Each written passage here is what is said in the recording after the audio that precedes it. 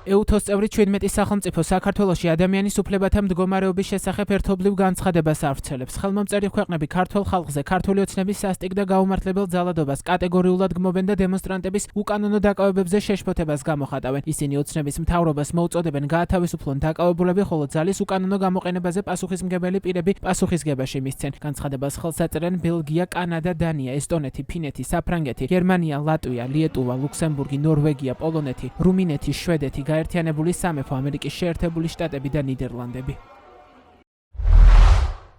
ჩვენ შეშფოთებულნი ვართ იმით, რომ ქართული ოცნება კვლავ აგრძელებს რეპრესიული ტაქტიკის გამოყენებას, მათ შორის თვითნებური დაკავებისა და ფიზიკური ძალადობის მეშვეობით, რათა გაჩუმდნენ მისი კრიტიკოსები. ჩვენი EUTOS ვალდებულებების შესაბამისად, რომელიც მოიცავს სამოქალაქო საზოგადოების გაძლიერებასა და მშვიდობიანი შეკრებისა და თვითნებური დაკავებისაგან თავისუფლების პატივისცემას, მოუწოდებთ საქართველოს შეწყვიტოს სამართალდამცავი ორგანოების მიერ რეპრესიული და გადამეტებული ძალადობრივი ქმედებები. ასევე მოუწოდებთ საქართველოს დაუყოვნებლივ გაათავისუფლოს დაკავებული დემონსტრანტები, მედიის წარმომადგენლები, ოპოზიციის ლიდერები და სხვა პირები, რომლებიც მშვიდობიანად იყენებდნენ თავიანთ უფლებებსა და მხარს უჭერდნენ საქართველოს ევროატლანტიკურ მისწრაფებებს. პირებმა, რომლებიც უკანონო ძალის გამოყენებაზე არიან პასუხისმგებელნი, აუცილებლად უნდა აგონ პასუხი. ჩვენ EUTOS წარმომადგენელი სახელმწიფოები განვიხილავთ ყველა შესაძლო მექანიზმს EUTOS კონტექსტში, რაც მომავალში შეიძლება გამოვიყენოთ. ჩვენ მოუწოდებთ საქართველოს დაუბრუნდეს ევროინტეგრაციის გზას, რომელსაც ქართველების უმრავლესობა უჭერს მხარს.